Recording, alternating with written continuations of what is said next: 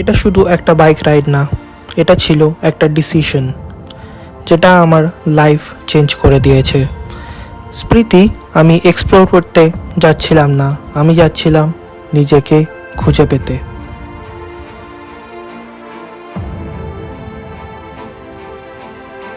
নমস্কার বন্ধুরা, welcome back to অঙ্কন মাউন্টেন মোটো।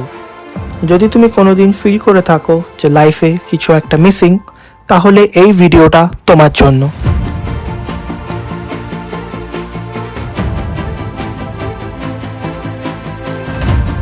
সব কিছু নর্মাল ছিল, same life, same routine, same pressure.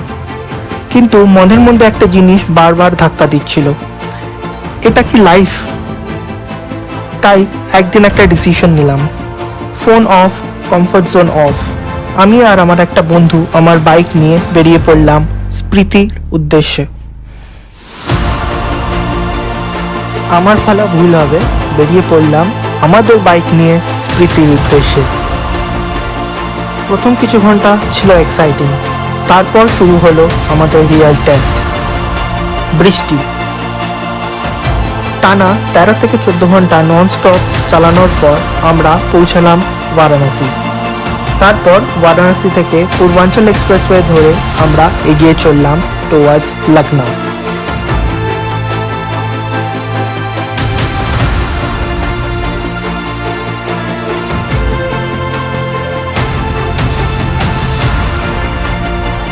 টানা ঘন্টার পর ঘন্টা বাইক চালিয়ে আমরা পৌঁছালাম লখনউ।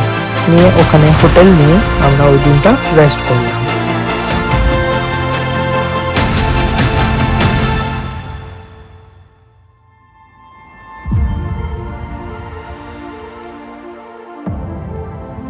তারপরের দিন আমরা বেরিয়ে পড়লাম সিমলার উদ্দেশ্যে, লখনউ থেকে সিমলা।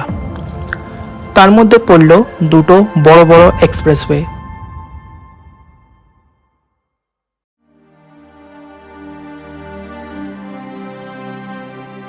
একটা হলো যমুনা এক্সপ্রেসওয়ে আর একটা হলো লখনউ আগ্রা এক্সপ্রেসওয়ে। আমরা এই দুটো এক্সপ্রেসওয়ে ক্রস করে পৌঁছালাম চণ্ডীগড়।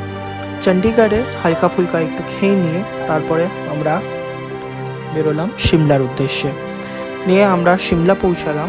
পৌঁছে ওই দিনটা অনেক বড় ছিল, অনেক লম্বা ছিল, তাই জন্য আমরা ডিসাইড করলাম যে সিমলাতে আমরা আজকের দিনটা রেস্ট করব।